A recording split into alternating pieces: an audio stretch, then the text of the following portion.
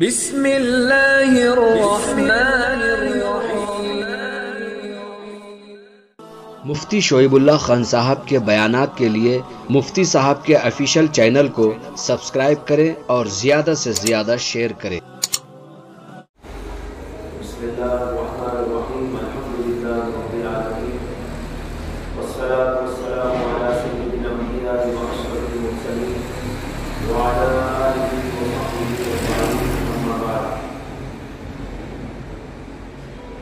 باب ما جاء لا تقبل صلاة بغیر طہور، یہ پہلا باب ہے امام ترمذی کی کتاب کا۔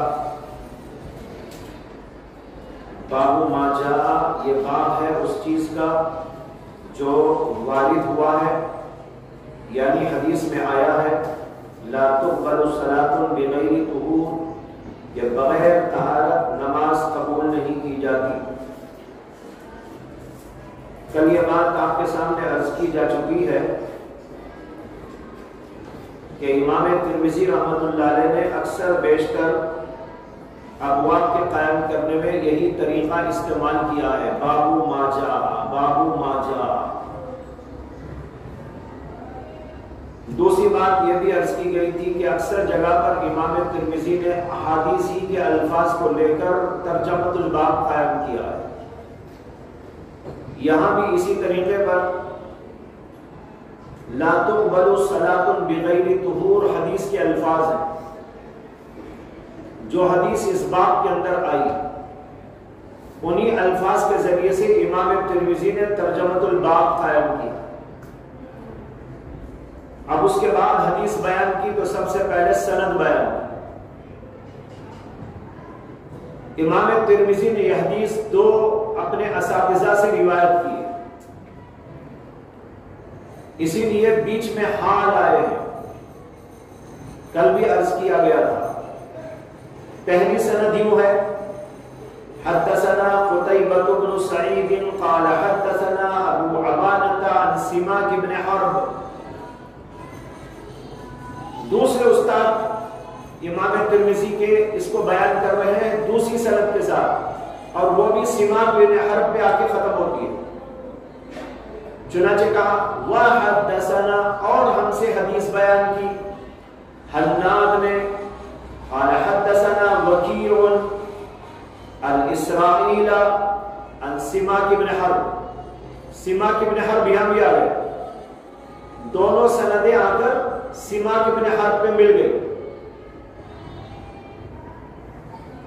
اسی لیے بیچ میں ہاں لکھی گئی۔ اب آپ یہ سمجھیے ہاں یہ کیا ہوتا ہے۔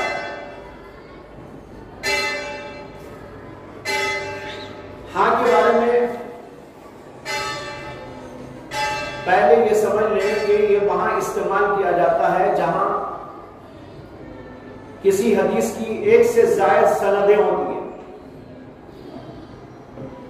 تو جہاں تک راوی الگ الگ ہوتے ہیں وہ سند لاتے ہیں، جہاں پر راوی ایک آ جاتا ہے وہاں پر ہاں لکھ دیتے ہیں، پھر دوسری سند لاتے ہیں، پھر وہاں پر وہی راوی آخر میں آ جاتا ہے تو پھر آگے حدیث بیان کر دیتے ہیں۔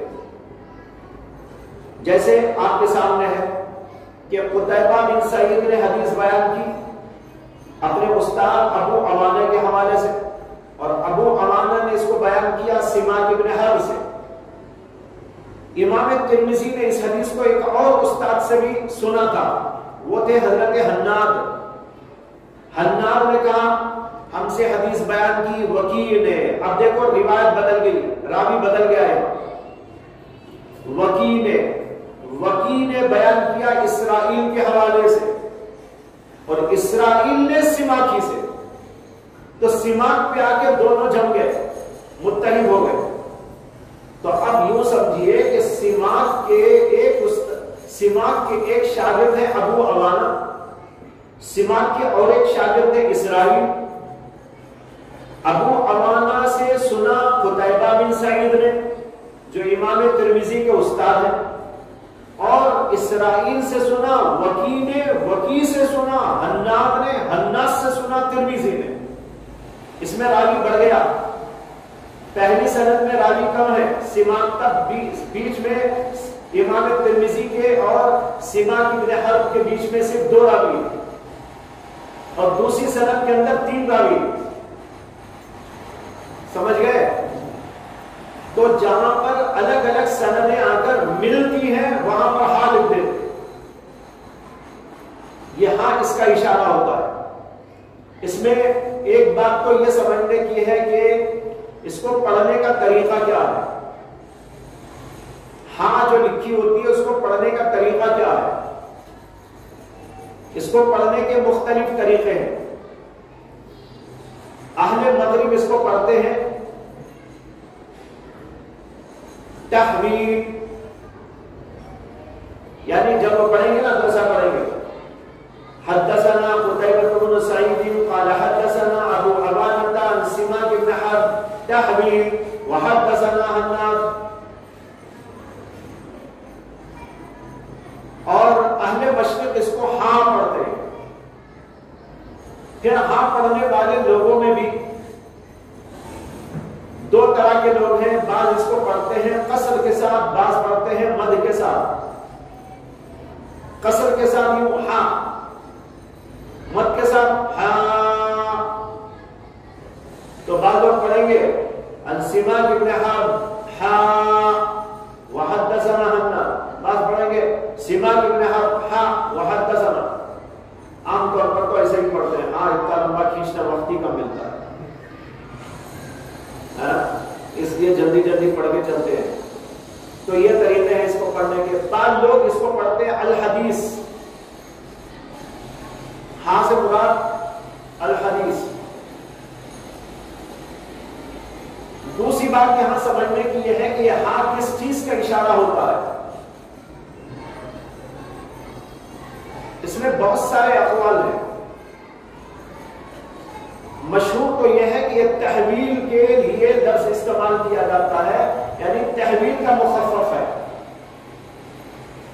تحویل کے معنی ہے ایک سند سے دوسری سند کی طرف جانا. ایک سند سے دوسری سند کی طرف منتقل ہونا تحویل کے معنی. تو لہذا ہاں اصل میں اشارہ ہے تحویل کا. اسی لیے بعض لوگ اس کو تحویل پورا ہی پڑھ دیتے ہیں.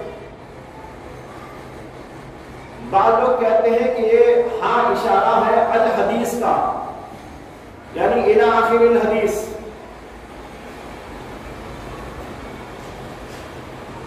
جیسے آپ حدیث کا ایک ٹکڑا نقل کر کے آخر میں لکھ دیتے ہیں الخ، یعنی الی آخری، یا لکھ دیتے ہیں الحدیث یعنی آخر حدیث تک. تو بعض لوگوں کا خیال ہے کہ یہ ہاں دراصل الحدیث کا اشارہ ہے. اور بعض لوگ یہ کہتے ہیں کہ یہ ہاں اشارہ ہے حائل کا. حائل یعنی بیچ میں ہے، حائل ہونے والا. تو لہذا ایک سند اور دوسری سند کے بیچ میں یہ حائل ہے. تو اس طرح مختلف باتیں اس سلسلے میں کہی گئی. عام طور پر جو بات مشہور ہے وہ یہ ہے کہ یہ تحویل کا اشارہ ہے. چونکہ ایک سند سے دوسری سند کی طرف یہاں منتقل ہوتے ہیں، اس وجہ سے اس کو تحویل کہا جاتا ہے. اور پڑھنے میں بعض کو تحویل پڑھتے ہیں، بعض الحدیث پڑھتے ہیں، بعض ہاں پڑھتے ہیں، بعض ہاں پڑھتے ہیں. یہ سب طریقے درست ہیں، جائز ہیں. اس کا مطلب کیا ہوتا ہے وہ آپ کو سمجھا دیا میں نے کہ کسی حدیث کی ایک سے زائد سندیں ہوتی ہیں تو جہاں راوی ایک آتا ہے وہاں پر آ کر ہاں لکھ دیتے ہیں، پھر دوسری سند جا کر پھر وہاں ملاتے ہیں، پھر تیسری سند جا کر پھر ملاتے ہیں. کبھی 2 3 سندیں ہوتی ہیں. اور پھر اس میں اور ایک بات سمجھنے کی یہ ہے کہ کبھی تو ایسا ہوتا ہے کہ شروع کی سند مختلف ہوتی ہے اور آگے چل کر ایک ہو جاتی ہے. جیسے یہاں پر ہے شروع میں ایک سند آ رہی ہے قتیبہ بن سعید عن ابی عوانہ عن سماک. سماک پہ جا کے جو ہے متحد ہو گئے. دوسری سند حدثنا حناد قال حدثنا وكيع قال عن اسرائیل عن سماک. تو شروع سے الگ الگ سندیں چلی. ایک سند حناد سے چلی, ایک سند قتیبہ سے چلی. آگے چل کر جمع ہو گئے دونوں کی دونوں سندیں سماک ابن حرب پر. وہاں سے ایک ہو کے آگے بڑھ گئی سند. عام طور پر تو ایسا ہوتا ہے, لیکن کبھی ایسا بھی ہوتا ہے کہ شروع میں سند ایک چل رہی ہے, آگے جا کر الگ الگ ہو جا رہی ہے. شروع کے راوی ایک ہیں, آگے چل کر راوی کئی ہو جا رہے ہیں. ایک ہی استاد سے کئی لوگ روایت کرنے والے پیدا ہو جا رہے ہیں, پھر روٹی آ کے پھر الگ ایک جگہ پر مل جا رہے ہیں. ایسا بھی ہوتا ہے, جس کی مثال کل آپ نے دیکھ لی تھی جب شروع میں سند پڑھی گئی تھی. میں نے بتایا تھا کروخی کے استاد 3 ہیں, آیا تھا امام کروخی روایت کر رہے ہیں اور وہ 3 استادوں سے روایت کر رہے ہیں. وہ تینوں کے تینوں لوگ ایک استاد کے پاس آ رہے ہیں. تو ایک استاد کے 3 شاگرد اور 3 شاگردوں کے ایک ہی شاگرد, اس طریقے پر ہوا. تو ایسا بھی ہوتا ہے, شروع سے ایک سند چلتی ہے, بیچ میں آگے شاخیں ٹوٹ جاتی ہے, پھر آگے چل کر مل جاتے ہیں. یہ سب طریقے مختلف استعمال ہوتے رہتے ہیں احادیث کے اندر, اور جہاں ایسا ہوگا تو وہاں پر تحویل کا لفظ استعمال کر لیا جائے گا, یعنی ہاں لکھ دی جائے گا. پھر ایک اور بات اس سلسلے میں سمجھ لیجئے کہ محدثین کا اصول یہ ہے کہ اگر کسی حدیث کی 2 سندیں ہوتی ہیں جیسے یہاں پر ہے, تو پہلے اس حدیث کو روایت کرتے ہیں جو عالی سند کی ہوتی ہے, اور اس کے بعد اس سند کو لاتے ہیں جو سافل ہوتی ہے. سند عالی پہلے, سند سافل بعد. جیسے یہاں بھی امام ترمذی نے ایسے ہی کیا. قتیبہ کی سند میں راوی کم ہے, حناد کی سند میں ایک راوی زیادہ ہے, اس لیے پہلی سند اعلیٰ ہے اور دوسری سند اس کے مقابلے میں ذرا کم ہو گئی, اس لیے کہ راوی بڑھ گئے. جتنے راوی کم ہوتے جائیں گے سند عالی بنتی چلی جائے گی. لہذا پہلی سند عالی ہوتی ہے, اس کے بعد اس کے دوسری سندوں کو ذکر کیا جاتا ہے. اسی طریقے پر یہاں امام ترمذی نے کیا. تو یہ دونوں سندیں آ کر جمع کہاں ہوئی؟ سماک ابن حرب پر. جو راوی ایسا ہوتا ہے کہ 2-3 سندیں آ کر اسی پر جڑ جاتی ہیں, تو ایسے راوی کا نام ہوتا ہے مدار الاسناد. کیا ہوتا ہے؟ مدار الاسناد. اس حدیث میں مدار الاسناد کون ہے؟ سماک ابن حرب. اس لیے کہ قتیبہ کی سند بھی آگے اور حناد کی سند بھی آگے دونوں جمع ہو جا رہی ہیں سماک ابن حرب پر, لہذا یہ مدار الاسناد ہے. تو اب آگے دیکھیے سند سماک ابن حرب عن مصعب ابن سعد. سماک ابن حرب روایت کرتے ہیں مصعب بن سعد سے.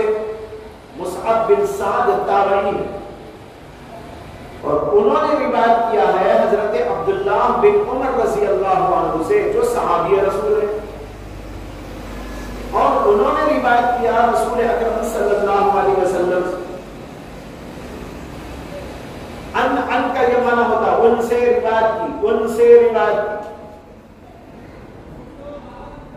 اس حدیث پاک میں آپ دیکھ رہے ہیں کہ حدثنا کا لفظ بھی ہے اور ان کا لفظ بھی آ رہا ہے. بعض جگہ پر جو ہے اخبرنا بھی آتا ہے, انبأنا بھی آتا ہے. انبأنا فلان, حدثنا فلان, اخبرنا فلان, ان فلان. ان سے جو آتا ہے ایسی روایت کو کہتے ہیں حدیث معنعن. حدیث معنعن,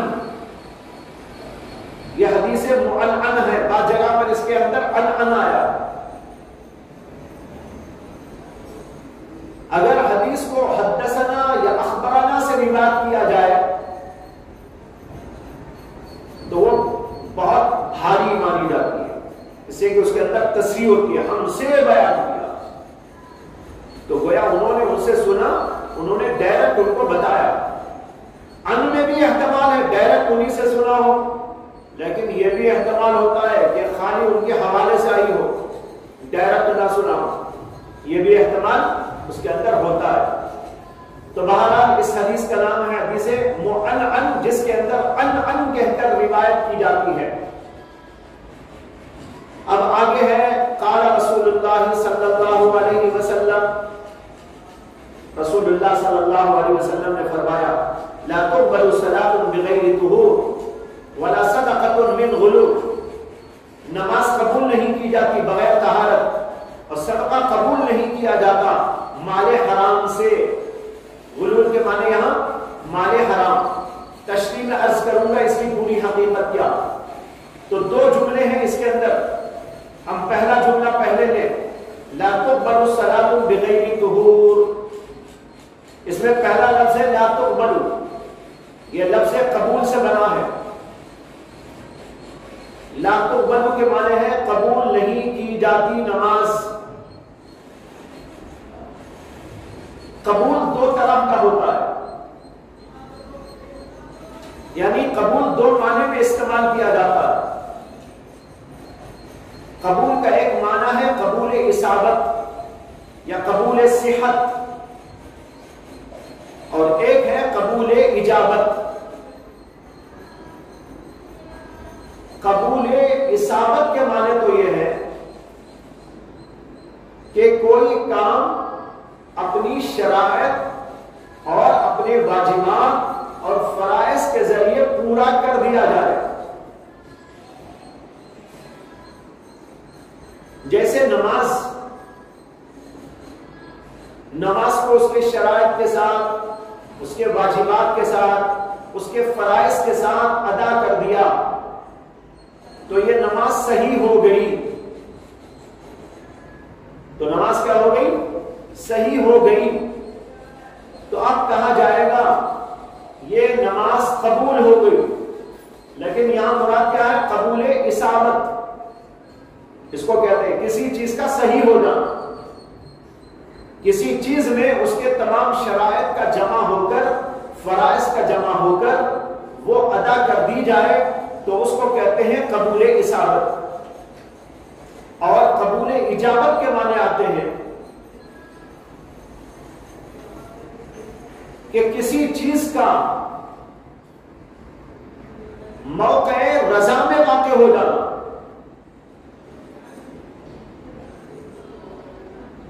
یعنی پسندیدگی کی نگاہوں سے اس کو دیکھا جانا.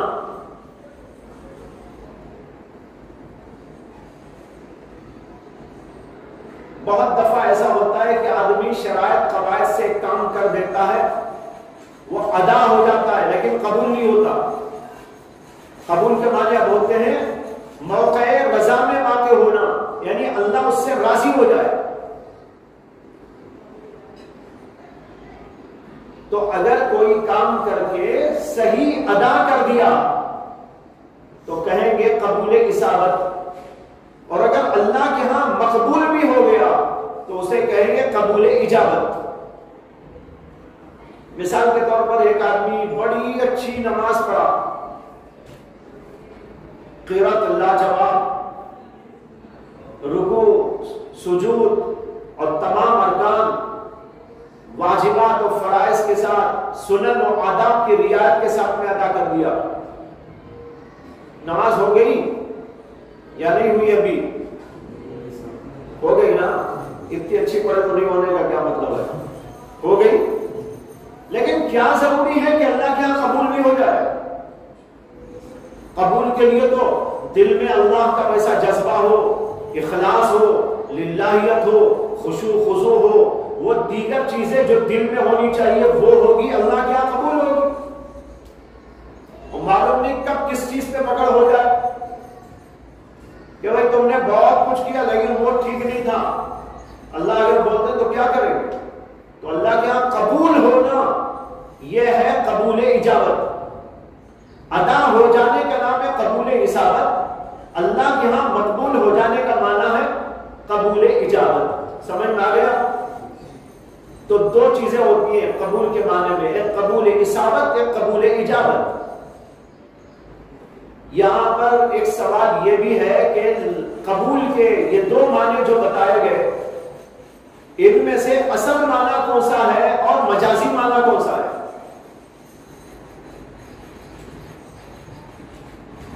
علامہ ابن حجر عسقلانی کہتے ہیں کہ قبول اصابت اس کے اصل معنی ہے، نہیں، قبول اجابت اس کے اصل معنی ہے، اور قبول اصابت اس کے مجازی معنی ہے۔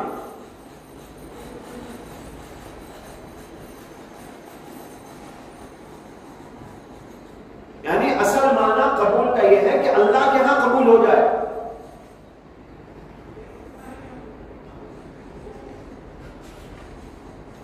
ادا ہو جانا اس کے معنی مجازی۔ یہ حافظ ابن حجر نے لکھا ہے، بعض علماء نے لکھا ہے کہ اس کے خلاف کہ قبول اصابت اس کے اصل معنی ہے، قبول اجابت اس کے مجازی معنی۔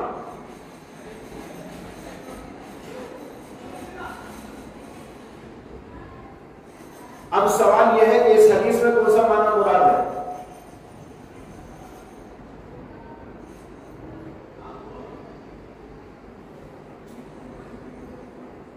اس کے اندر بھی اختلاف ہے۔ بہت سے علماء تو اس کے اندر مراد لیتے ہیں پہلا معنی قبول اصابت،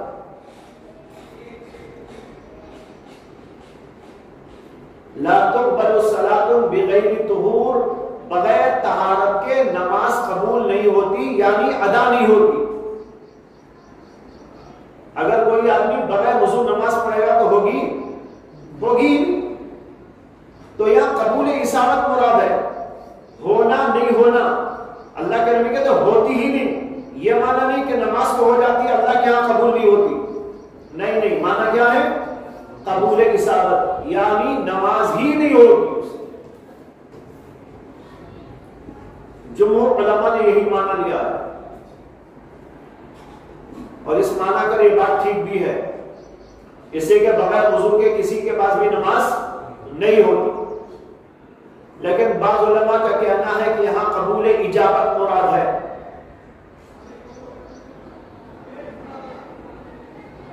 بغیر طہارت اگر نماز پڑھی جائے تو اللہ کے ہاں قبول نہیں ہوتی، یعنی منظور نہیں ہوتی۔ یہ الگ مسئلہ ہے کہ ہوتی ہے کہ نہیں ہوتی، ادا ہوتی ہے یا نہیں ہوتی، قبول تو بہرحال نہیں ہوتی۔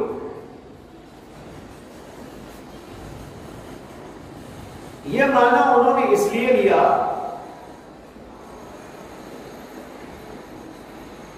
کہ امام ترمذی نے وضو بغیر طہارت نہ ہونے پر ایک باب آگے باندھا ہے، تیسرا باب ما جاء ان مفتاح الصلاۃ الطہور۔ صرف دو بابوں کے بعد ایک باب چھوڑ کے دیکھ لیجئے، تیسرا باب ہے باب ما جاء ان مفتاح الصلاۃ الطہور، نماز کی کنجی طہارت ہے۔ نماز کی کنجی طہارت کیا مطلب؟ اگر یہ کنجی نماز کی تمہارے پاس نہیں رہے گی طہارت، تو نماز کا دروازہ ہی کھلنے کا نہیں۔ وہاں پر جا کر ثابت کیا ہے کہ بغیر طہارت نماز نہیں ہوتی، تو وہاں تو وہ باب آ رہا ہے، لہذا یہاں پر لا تقبل الصلاۃ بغیر طہور میں وہی بات پھر مراد لے لیں گے تو تکرار ہو جائے گا، یہاں بھی وہی بات، وہاں بھی وہی بات۔ ان مفتاح الصلاۃ الطہور، اس میں بھی وہی ثابت کرنا ہے کہ بغیر طہارت کے نماز کا دروازہ کھلتا ہی نہیں، چابی چاہیے، وہ چابی کیا ہے؟ طہارت۔ تو جب وہاں بھی وہی ثابت کر رہے ہیں، یہاں بھی وہی ثابت کریں گے تو ڈبل بات ہو جائے گی، تکرار ہو جائے گا۔ اس لیے بہت سے علماء کی رائے، شراح سنن کی رائے یہ ہے کہ امام ترمذی کا مقصود اس بات سے یہ بتانا ہے کہ قبول اجابت نہیں ہے، رہی قبول اصابت والی بات ہو تو آگے جا کے ثابت ہونے والی ہے. بہرحال یہ کیا مراد ہے اس میں اختلاف کی بات آپ کے سامنے ذکر. اب آتے ہیں مسئلے کی طرف. بغیر طہارت کے نماز نہیں ہوتی، اس کے اوپر تمام دنیا کے علماء کا اتفاق ہے. اور طہور کا لفظ اگرچہ یہاں پر عام ہے لیکن مراد ہے وضو. وضو کے بغیر نماز نہیں ہوتی. تمام دنیا کے علماء کا اس بات پر اجماع ہے، اس کے اندر کسی کا کوئی اختلاف نہیں کہ نماز کے لیے شرط ہے کہ نماز سے پہلے وضو کر کے آئے.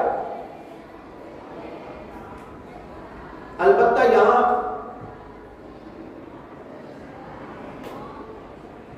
کچھ مسائل میں اختلاف ہے. اس کے اندر کہا گیا ہے لا تقبل صلاۃ. صلاۃ میں تنوین آئی ہے اور یہ لفظ نکیرہ ہے، اور لفظ نکیرہ جب نفی کے تحت واقع ہوتا ہے تو عمومیت کا فائدہ دیتا ہے. یہ اصول یاد ہے، نکرہ تحت النفی یفید العموم. اب یہاں پر یہی صورت ہے لا تقبل، دیکھو نفی ہے یہ، اس کے ماتحت میں صلاۃ کا لفظ آیا ہے. اس کا ترجمہ ہوا کوئی بھی نماز قبول نہیں کی جاتی بغیر طہارت. تو جو پنج وقتہ نماز یا عام جو نماز ہے اس میں تو سب کا اتفاق ہے جیسے کہ ابھی میں نے عرض کر دیا. لیکن یہاں پر دو مسئلوں میں اختلاف ہے، وہ یہ ہے کہ اس صلاۃ کے لفظ کے اندر جنازے کی نماز بھی شامل ہے یا نہیں، اور دوسرے اس لفظ صلاۃ میں سجدہ تلاوت بھی داخل ہے یا نہیں. ان دو مسئلوں میں اختلاف پایا جاتا ہے. امام عامر ابن شراحبیل الشابی اور امام ابن جریر الطبری اور بعض علماء ہیں جو ان دو مسئلوں میں اختلاف رکھتے ہیں. جمہور امت سے، جمہور امت تو ان دونوں کے اندر بھی یہی کہتے ہیں کہ وضو شرط ہے، جنازے کی نماز میں بھی طہارت شرط ہے، اور سجدہ تلاوت میں بھی ضروری ہے. لیکن یہ حضرات جن کا نام ابھی ذکر کیا گیا، یہ حضرات ان دونوں مسئلوں میں اختلاف رکھتے ہیں اور کہتے ہیں کہ صلاۃ جنازہ بغیر طہارت ہو جاتی ہے، اور لفظ صلاۃ میں وہ نماز داخل نہیں ہے. اس لیے کہ صلاۃ جنازہ اصل میں کوئی صلاۃ نہیں ہے، وہ تو دعا ہے صرف، نہ اس میں سجدہ ہے، نہ رکوع ہے، نہ کچھ اور ہے. اس کو صلاۃ بول دیتے ہیں مجازی طور پر، ورنہ اصل میں تو وہ دعا ہے. اسے ان حضرات کے نزدیک صلاۃ جنازہ میں طہارت شرط نہیں ہے، بغیر طہارت کے بھی نماز جنازہ ادا ہو جاتی ہے. لیکن جمہور علماء کہتے ہیں کہ یہاں بھی شرط ہے، اس لیے کہ اللہ کے نبی علیہ السلام نے اس کے اوپر صلاۃ کا اطلاق کیا ہے. مختلف احادیث کے اندر لفظ صلاۃ سے اس کو تعبیر کیا گیا.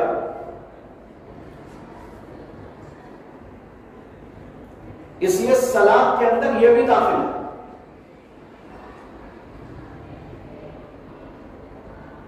اور رہا سجدہ تلاوت، تو جمہور کہتے ہیں سجدہ تلاوت بھی نماز کا ایک جز ہے،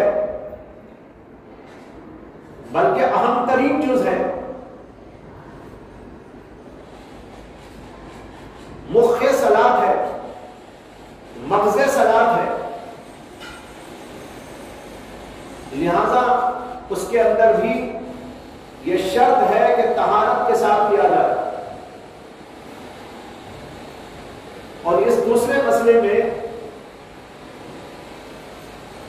امام بخاری بھی ان لوگوں کے ساتھ ہیں جو کہتے ہیں کہ طہارت ضروری نہیں سجدہ تلاوت کے لیے۔ امام بخاری بھی ان کے ساتھ ہیں اور کہتے ہیں کہ سجدہ تلاوت کے لیے وضو شرط نہیں۔ اور ان حضرات کا کہنا یہ ہے کہ حضرت عبداللہ ابن عمر رضی اللہ عنہ سے روایت میں آیا ہے کہ انہوں نے سجدہ کیا علی غیر وضو، بغیر وضو کے، اور یہ بخاری کے اندر روایت موجود ہے۔ امام بخاری نے اسی کو پیش کر کے استدلال کیا، لیکن جمہور اس کا جواب یہ دیتے ہیں کہ ایک طریق میں تو ایسا آیا ہے علی غیر وضو، لیکن دوسرے طریق میں آیا ہے علی وضو۔ حضرت سیدنا عبداللہ بن عمر نے سجدہ تلاوت کیا تھا وضو کر کے، تو لہذا روایت ہی میں خود اختلاف ہے، اس لیے وہ روایت یا تو قابل قبول نہیں، یعنی تو جو جمہور علماء کے مطابق ہے اس کو قبول کیا جائے۔ بہرحال ان دو مسئلوں کے اندر بعض علماء کا اختلاف ہے، جن کا نام میں نے لیا عامر ابن شرحبیل الشعبی، امام ابن جریر طبری اور بعض لوگ۔ اور دوسرے مسئلے میں امام بخاری بھی ان کے ساتھ ہیں، لیکن جمہور علماء کہتے ہیں کہ صلاۃ کے لفظ کے اندر یہ سب کچھ داخل ہے، اس لیے طہارت کے بغیر نہ صلاۃ جنازہ ہو سکتی ہے نہ ہی سجدہ تلاوت ادا کیا جا سکتا ہے۔ تو لا تقبل الصلاۃ بغیر طہور میں یہ سب داخل ہو گیا۔ اب ایک اور مسئلہ ہے جو اس کے ضمن میں آتا ہے، وہ یہ ہے کہ اگر کسی آدمی کو طہارت حاصل کرنے کے لیے کچھ بھی نہ ملے، پانی نہ ملے تو تیمم کرنا ہے طہارت کے لیے، لیکن اگر کسی آدمی کو پانی بھی نہ ملے اور تیمم کرنے کے لیے مٹی بھی نہ ملے تو کیا کرے؟ اس مسئلے کا عنوان ہے حضرات فقہا کے نزدیک مسئلہ فاقد الطہورین۔ مسئلہ فاقد الطہورین، طہورین میں سے کچھ بھی اسے نہیں ملا۔ طہورین سے مراد ہے پانی اور مٹی، پانی بھی نہیں ملا، مٹی بھی نہیں ملی، تو یہ آدمی کیا کرے؟ حدیث تو کہتی ہے لا تقبل الصلاۃ بغیر طہور، بغیر طہارت حاصل کیے نماز نہیں ہو سکتی۔ اب ایک آدمی کو پانی بھی میسر نہیں آ رہا ہے اور تیمم کرنے کے لیے مٹی بھی دستیاب نہیں ہے، تو ایسا آدمی کیا نماز پڑھے یا نہ پڑھے یا کیا کرنا چاہیے اسے؟ یہ ہے مسئلہ فاقد الطہورین۔ اس میں چار مسلک ہیں چار اماموں کے، اور امام ابو یوسف اور امام محمد ان دونوں کا ایک مسلک ہے، وہ ملا تو 5 مسلک ہے۔ امام اعظم ابو حنیفہ رحمۃ اللہ علیہ کہتے ہیں یصلی ولا یقضی، اسی حالت کے اندر نماز پڑھے قضا نہ کرے۔ امام احمد بن حنبل کہتے ہیں لا یصلی ویقضی، اب نماز نہ پڑھے، بعد میں پانی ملنے کے بعد میں قضا پڑھے۔ امام مالک رحمۃ اللہ علیہ فرماتے ہیں لا یقضی ولا یقضی، لا یصلی ولا یقضی، نہ اب پڑھے نہ تب پڑھے، نہ اب نماز پڑھے نہ قضا پڑھے، لا یصلی ولا یقضی۔ اور امام شافعی رحمۃ اللہ علیہ فرماتے ہیں یصلی و یقضی، اب بھی نماز پڑھے بعد بھی نماز قضا کرے۔ صاحبین کہتے ہیں نماز تو نہ پڑھے لیکن نماز پڑھنے والے کی مشابہت اختیار کرے، یعنی اور جیسے پڑھنے والا پڑھتا ہے اس طرح کھڑے ہو کر پڑھ لے لیکن بعد میں قضا کرے. یہ ہے 5 مسلک. پہلا مسلک میں نے بیان کیا امام اعظم ابو حنیفہ کا. وہ کہتے ہیں یصلی ولا یقضی. اس کا معنی ہے ابھی پڑھ لے اسی حال میں، بغیر پانی کے، بغیر تیمم کے، بغیر وضو کے، بغیر تیمم کے اسی طرح پڑھ لے، بعد میں قضا بھی نہ کرے. قضا کرنے کی بھی ضرورت نہیں. کیوں؟ اس لیے کہ وہ اتنا ہی مکلف ہے جتنا کہ وہ کر سکتا ہے. جب وقت آ گیا نماز کا، پانی اس کو میسر نہیں، تیمم کرنے کے لیے مٹی میسر نہیں، اب ایسی صورت میں بیچارہ کرے گا کیا؟ اللہ کا حکم ہے نماز پڑھنے کا، لہذا وہ نماز پڑھ لے، نماز اس کی ادا ہو جائے گی، بعد میں قضا کرنے کی کوئی ضرورت نہیں. یہ ہے مطلب یصلی ولا یقضی. امام احمد بن حنبل اس کے خلاف کہتے ہیں. امام احمد بن حنبل کہتے ہیں لا یصلی و یقضی، یعنی اب نماز نہ پڑھے، قضا کر دے. جب پانی ملے یا تیمم کرنے کے لیے مٹی ملے تو اس وقت میں تیمم کر کر یا وضو کر کر نماز قضا کر کے پڑھے. لا یصلی کا معنی لا یصلی الآن فی هذه الحالہ ولكن یقضی بعد ذلك. سمجھ میں آیا؟ تیسرا مسلک ہے امام مالک کا. ان کا یہ ہے لا یصلی ولا یقضی، نہ اب پڑھے نہ تب پڑھے. لا یصلی الآن، اب بھی نہ پڑھے، اس لیے کہ جب اسے اللہ نے کہا نماز طہارت کے ساتھ پڑھو اور طہارت حاصل کرنے کا کوئی ذریعہ اسے نہیں ملا، مجبور ہے اور بغیر طہارت نماز نہیں ہوتی تو پڑھنے سے فائدہ کیا ہے؟ لہذا نہ پڑھے. اور چونکہ وہ اتنے ہی کا مکلف ہے جتنا کہ اس کو حاصل ہے، اس لیے اب جب گزر جائے تو بعد بھی قضا کرنے کی کوئی ضرورت. لا یصلی ولا یقضی کا یہ معنی. اور امام شافعی ان کے خلاف یہ کہتے ہیں یصلی و یقضی، اب بھی پڑھے تب بھی پڑھے، یعنی اس وقت بھی اسی حالت کے اندر بے وضو ہی نماز پڑھ لے.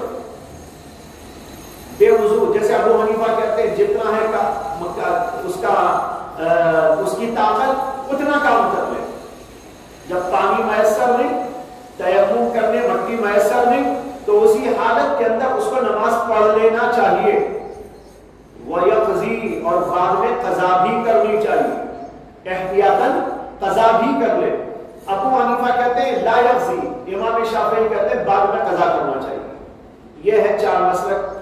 اور امام ابو یوسف اور امام محمد نے کہا کہ بھائی نماز تو اب پڑھ نہیں سکتا، اس لیے نماز تو نہ پڑھے، لیکن نماز پڑھنے والے جیسے لوگوں کی طرح مشابہ بن جائے، ان کی طرح ہو جائے. کیا مطلب؟ یہ بھی نماز پڑھے، صرف ظاہراً نیت نہ کرے، وہ بھی کھڑا ہو جائے، رکوع کرے، سجدہ کرے، یہ کرے وہ کرے، سب کچھ اس طرح کرے، لیکن چونکہ وہ نماز اس لیے کرنا ہے کہ سب لوگ نماز پڑھے، ایک آدمی بغیر نماز کے نہ پڑھے، یا یہ کہ اس وقت نماز کا حکم آ جائے پھر بھی آدمی نماز نہ پڑھ کے بیٹھا رہے، یہ بات اچھی نہیں معلوم ہوتی. اسی حضرات کہتے ہیں کہ نماز پڑھنے کی ایکٹنگ کرے، لیکن چونکہ وہ نماز ہوتی تو نہیں، اس وجہ سے بعد میں اس کو قضا کرنی چاہیے. یہ ہے اس سلسلے کی ابحاث. یہ ایک جملے پر بحث تھی. اور دوسرا جملہ ہے وَلَا صَدَقَةٌ مِّن غُلُولٍ، اور اللہ تبارک و تعالیٰ صدقہ قبول نہیں کرتے غلول سے. غلول کے اصل معنی آتے ہیں مال غنیمت میں خیانت کرنا. مال غنیمت میں خیانت کرنا. السرقہ من الغنیمہ، مال غنیمت میں سے سرقہ کر لے، خیانت کر لے، یہ اصل معنی ہے غلول کا. لیکن بعد میں چل کر یہ لفظ ہر طرح کی خیانت کے لیے استعمال ہوا، چاہے وہ مال غنیمت میں خیانت کرے یا کسی اور مال کے اندر خیانت کرے، سب کو غلول کہا جانے لگا. پھر اس کے بعد اور عموم اس کے اندر پیدا ہوا اور اس لفظ کو بعد میں چل کر استعمال کیا جانے لگا حرام مال استعمال کرنے کے. غلول کے معنی حرام کمائی، اب یہی معنی اس کا ہے، اسی لیے ترجمے میں نے کہا تھا وَلَا صَدَقَةٌ مِّن غُلُولٍ، حرام مال سے اللہ صدقہ قبول نہیں کرتے، یہ اسی عموم کے اعتبار سے کہا۔ تو پہلے یہ لفظ خاص تھا خیانت کرنے کے معنی میں، وہ بھی غنیمت کے مال میں سے، بعد میں چل کر اور عام ہوا تو محض مطلق خیانت کے معنی میں استعمال ہونے لگا، اور عام ہوا تو پھر یہ ہوا کہ حرام مال کے لیے استعمال ہونے لگا۔ غنیمت کے مال میں سے چرانا حرام ہے نا، تو حرام، وہ فعل بھی حرام، بعد میں چل کر ہر مال حرام کی کمائی کے لیے غلول کا لفظ استعمال ہونے لگا۔ یہی معنی یہاں پر مراد ہے۔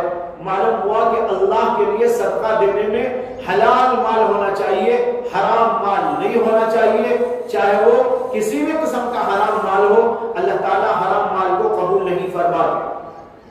حدیث میں بھی ہے کہ اللہ کے نبی صلی اللہ علیہ وسلم نے فرمایا کہ اللہ تبارک و تعالیٰ پاکیزہ ہے، وہ پاکیزہ مال ہی کو قبول کرتے، جو پاکیزہ مال نہ ہو اللہ تعالیٰ اس کو قبول نہیں کرتے۔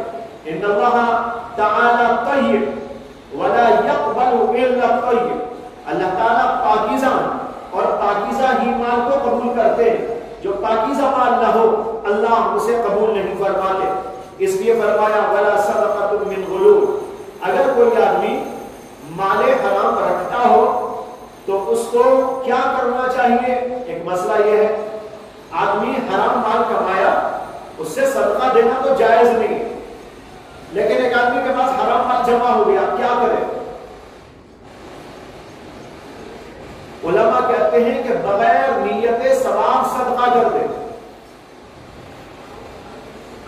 ثواب کی نیت تو نہیں کر سکتا، بغیر ثواب کی نیت صدقہ کر دے، اس لیے صدقہ کر دے تاکہ یہ مال میرے سے دفع ہو جائے۔ پھر یہاں پر اور ایک بات سمجھنے کی ہے، حرام مال جس کا لیا تھا اگر وہ موجود ہے اور معلوم ہے تو اس کا حکم یہ ہے کہ وہ مال لے جا کر اس کو ادا کر دے، واپس کر دے۔ کسی کا چرا لیا تھا، غصب کر لیا تھا، دھوکے سے لے لیا تھا، یا کسی اور طریقے سے اس سے لے لیا تھا، وہ آدمی معلوم ہے، موجود ہے، تو اس کو لے جا کر واپس کر دینا چاہیے۔ یہ ہے رد الی المالک، مالک کی طرف لوٹا دینا۔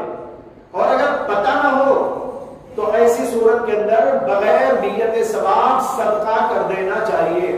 ثواب تو نہیں ملے گا لیکن دفع تو ہو جائے گا، دفع کرنے کی نیت کے ساتھ اس کو دے دینا چاہیے۔ یہیں سے علماء نے یہ مسئلہ نکالا ہے کہ اگر کسی آدمی کے ہاں بینک میں سود کی رقم جمع ہو گئی، ایک آدمی نے پیسہ رکھا تھا، بینک والے نے سود ڈال کر اس کو دیا، تو جو بینک کا سود ہوتا ہے وہ بھی خود کو استعمال کرنا حرام ہے، ناجائز، اسے بھی صدقہ کر دینا چاہیے۔ اگر اس کے مالکین پتہ چلے تو ان کو واپس کرے، لیکن عام طور پر پتہ تو نہیں چلتا، بینک والا تو آپ کو نہیں بتائے گا کس کس کے مال سے یہ تجھ کو دیا گیا ہے، لہذا اب اس کی صورت یہ ہے غریبوں کو صدقہ کر دے، لیکن ثواب کی نیت ہرگز نہ کرے، اسی کہ اس کے اندر تو ثواب نہیں ملا۔ علامہ ابن القیم رحمۃ اللہ علیہ نے حرام مال کے صدقہ کرنے کے سلسلے میں یہ بھی لکھا ہے، حرام مال کا صدقہ کر دینا واجب ہے، اور ہو سکتا ہے کہ اللہ اس پر ثواب بھی دے۔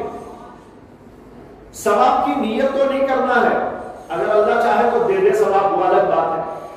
ہمارے علماء اس جملے کی تشریح میں کہتے ہیں کہ علامہ ابن القیم کا مطلب یہ ہے کہ آدمی نیت تو نہیں کرے گا کہ میں اس مال کو صدقہ کر رہا ہوں، اللہ مجھے ثواب دے، ثواب حرام مال میں نہیں ملے گا، لیکن چونکہ اللہ کا حکم ہے کہ ایسا مال صدقہ کر دو، تو صدقہ کرنے پر اللہ خود اسے عطا کر دے گا، یہ الگ بات ہے۔ حرام مال پر نہیں، صدقہ کرنے کے اس فعل پر اللہ تبارک و تعالیٰ خوش ہو کر اس کو ثواب دے سکتے ہیں۔ یہ ہے اس حدیث کی تشریح وَلَا صَدَقَةٌ مِّن غُلُولٍ۔ قال حناد فی حدیثہ الا بطہور، کل اگلی باتیں سب سمجھا چکا ہوں، لیکن اگلے جملے میں ھذا الحدیث اصح شیء فی ھذا الباب وَأحسن، اس کی تھوڑی سی تشریح کرنا باقی ہے جو کل عرض کی جائے۔ وآخر دعوانا